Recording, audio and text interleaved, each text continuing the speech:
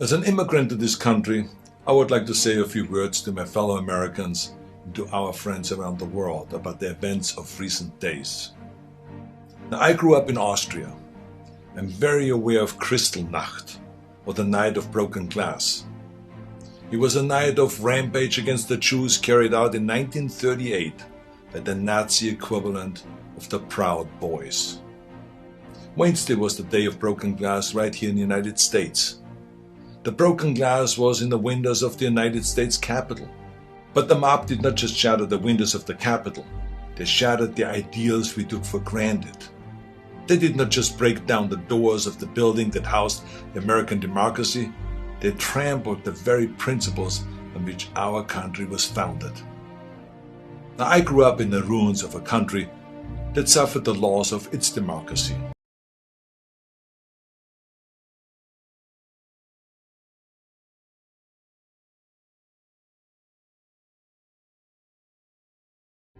As an immigrant to this country, I would like to say a few words to my fellow Americans and to our friends around the world about the events of recent days. Now, I grew up in Austria.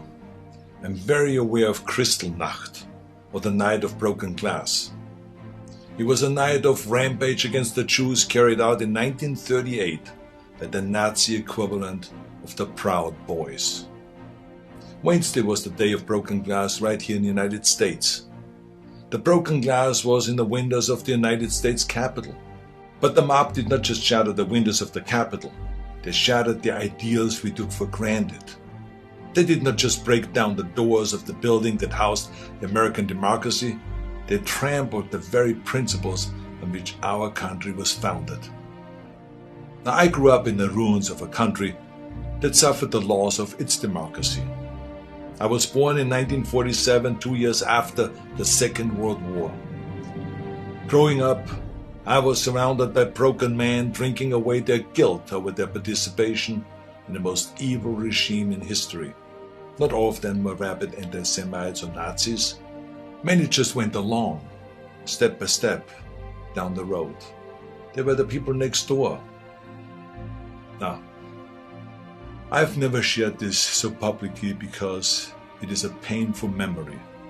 But my father would come home drunk once or twice a week, and he would scream and hit us and scare my mother. I did not hold him totally responsible because our neighbor was doing the same thing to his family, and so was the next neighbor over. I heard it with my own ears and saw it with my own eyes. They were in physical pain from the shrapnel in their bodies and in emotional pain from what they saw or did. It all started with lies and lies and lies and intolerance. So being from Europe, I've seen firsthand how things can spin out of control. I know there is a fear in this country and all over the world that something like this could happen right here. Now, I do not believe it is, but I do believe that we must be aware of the dire consequences of selfishness and cynicism. President Trump sought to overturn the results of an election, and of a fair election. He sought a coup by misleading people with lies. My father and our neighbors were misled also with lies, and I know where such lies lead. President Trump is a failed leader. He will go down in history as the worst president ever. The good thing is that he soon will be as irrelevant as an old tweet.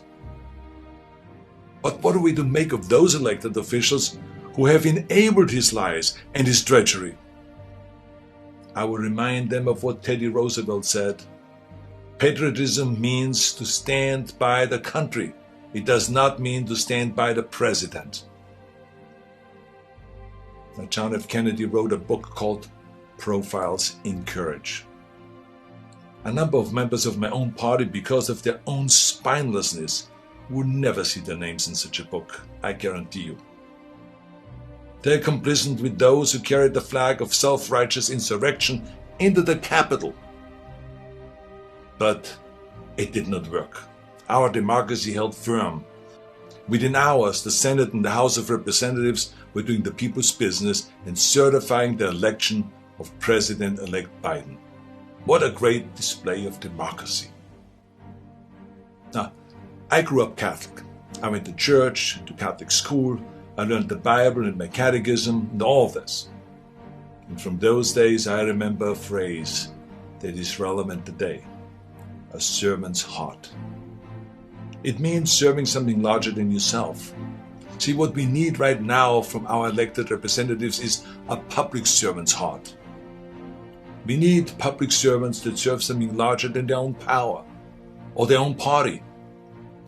We need public servants who will serve higher ideals, the ideals in which this country was founded, the ideals that other countries look up to. Now, over the past few days, friends from all over the world have been calling me distraught and worried about us as a nation. One woman was in tears about America, wonderful tears of idealism about what America should be. Those tears should remind us of what America means to the world. Now, I've told everyone who has called that as heartbreaking as all of this is, America will come back from these dark days and shine our lights once again. Now, you see this sword? This is the Conan sword. Now, here's the thing about swords. The more you temper a sword, the stronger it becomes. The more you pound it with a hammer and then heat it in the fire and then thrust it into the cold water and then pound it again and plunge it into the fire and into the water, the more often you do that, the stronger it becomes. I'm not telling you all this because I want you to become an expert sword maker, but our democracy is like the steel of this sword. The more it is tempered, the stronger it becomes. Our democracy has been tempered by wars, injustices, and insurrections. I believe, as shaken as we are by the events of recent days, we will come out stronger because we now understand what can be lost. We need reforms, of course, so that this never ever happens again. We need to hold accountable the people that brought us to this unforgivable point. And we need to look past ourselves, our parties and disagreements, and put our democracy first. And we need to heal together from the drama of what has just happened. We need to heal not as Republicans or as Democrats, but as Americans.